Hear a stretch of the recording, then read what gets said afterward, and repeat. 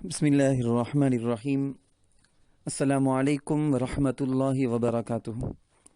ناظرین، آج 20/8/6/2020 7/11/1440 پر ایک ہجری۔ آج اسلام کے دشمنوں میں سے ایک اہم دشمن کا تعارف آپ کے سامنے کرنے جا رہا ہوں۔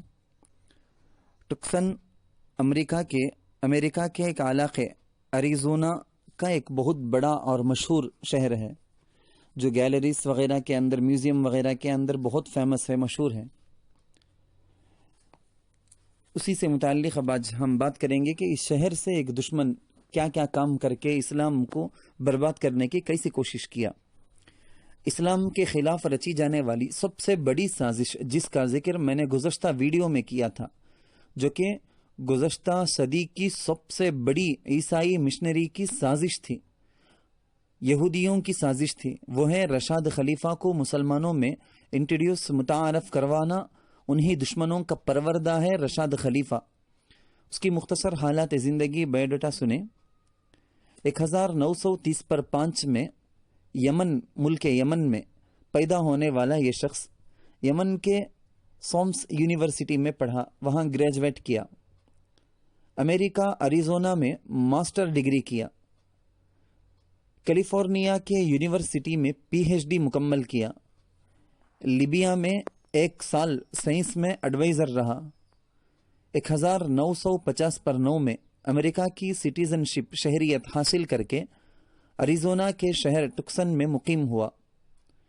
اسی شہر میں رہتے ہوئے اس نے اسلام کے خلاف زہر اگلنا اور اسلام کو نقصان پہنچانے والے کام کرنا شروع کیا تھا۔ پہلے تو اس نے قرآن کریم کی فضیلتوں پر مضامین لکھنا شروع کیا۔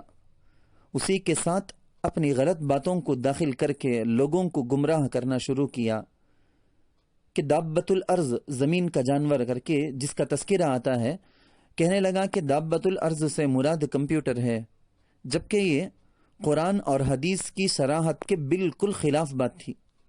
پھر اس نے یہ کتاب لکھی جس کا نام ہے علیہا 19 اصل میں یہ قرآن کریم کی سورۃ المدثر کی ایک آیت کا حصہ ہے۔ یہیں سے امت کو گمراہ کر کے انہیں بے ایمان کرنے کا، کافر مرتد زندیق بنانے کا سلسلہ شروع کیا تھا۔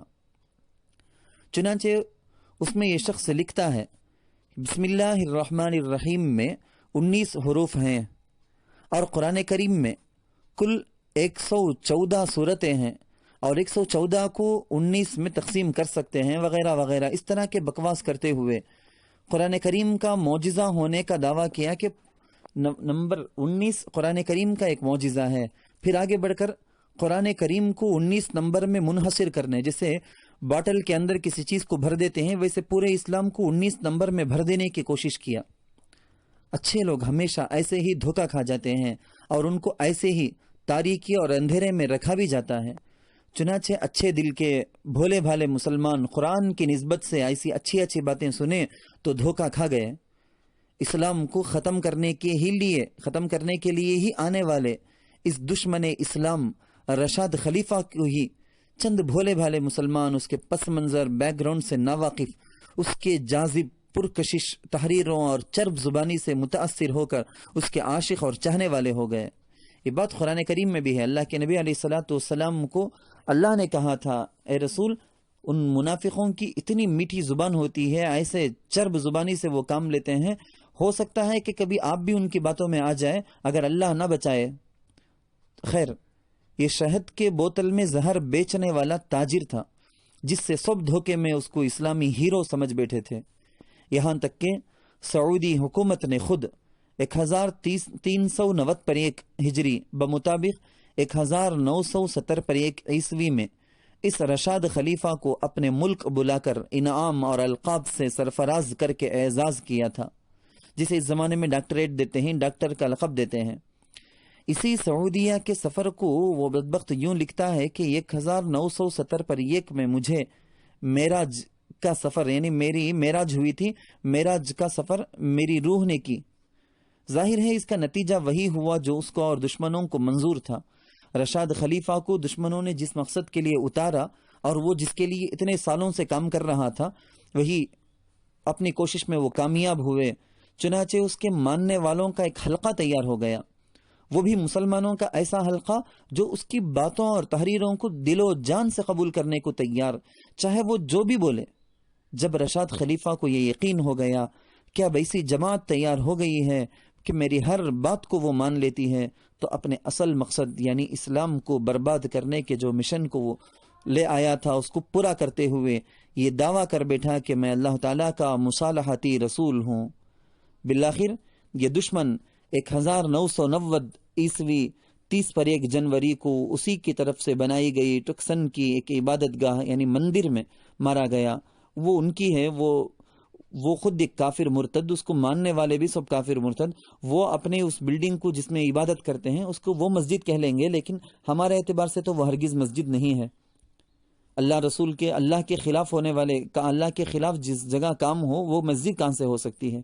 رشاد خلیفہ اگرچہ کہ مر گیا، مگر اس کو جن دشمنوں نے بنایا تھا، لے آیا تھا، جن کا پروڈکٹ یہ تھا، انہوں نے اس سازش اور منصوبے کو ایسے ہی آگے بڑھایا کہ دی فائنل ٹیسٹامنٹ نام سے ایک انگریزی کتاب شائع کی گئی۔ اس کے دشمنان اسلام نے اس کو رشاد خلیفہ کی لکھی گئی اس کتاب کو شائع کیا، جس میں رشاد خلیفہ حدیث اور نبی رحمت خاتم الانبیاء والمرسلین صلی اللہ علیہ وسلم کی شان میں گستاخی اور بے عزتی کیا تھا، ساری کی ساری اس کی وہ کتاب اسی گستاخیوں سے بھری پڑی ہے۔ پھر اسی طرح کی تحریروں کی اشاعت کا سلسلہ چل پڑا جو آج تک بھی جاری ہے۔ اللہ تعالیٰ سے دعا ہے کہ ہمارے سب مسلمان بھائی اس بات کو سمجھے، اس بات کو اچھی طرح سمجھے۔ قرآن 19 نمبر کا معجزہ کہہ کر قرآن کی عزت کرے جیسا، قرآن کا احترام کرے جیسا بتا کر ہم کو دھوکے میں لا سکتے ہیں، کبھی بھی ہم کو دھوکہ دے سکتے ہیں کسی بھی بات میں۔ ہم کو اہل سنت والجماعت سے ہٹنا نہیں ہے، کبھی اس سے علماء دیوبند سے ہٹ کر ہم کو سوچنا نہیں ہے۔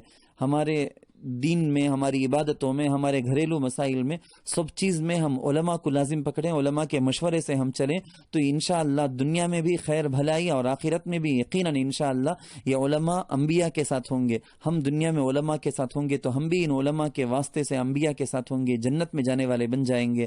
اللہ تعالیٰ سے دعا ہے کہ اللہ ہماری اس دعا کو بے انتہا سب مسلمان امت مسلمہ مرحومہ کے حق میں قبول فرمائے۔